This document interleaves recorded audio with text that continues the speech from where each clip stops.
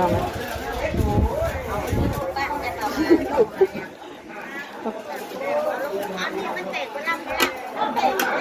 กับทักทายสบายดีและสวัสดีเด้อเนาะทุกคน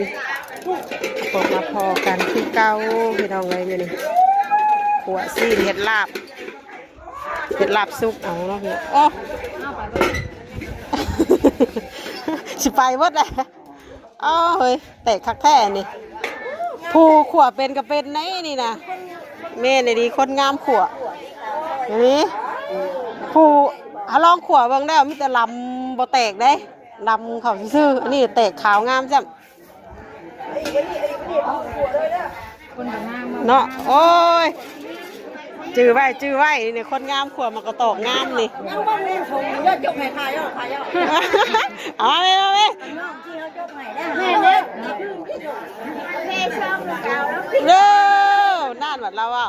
พี่จะพ้นยะทางหล่อ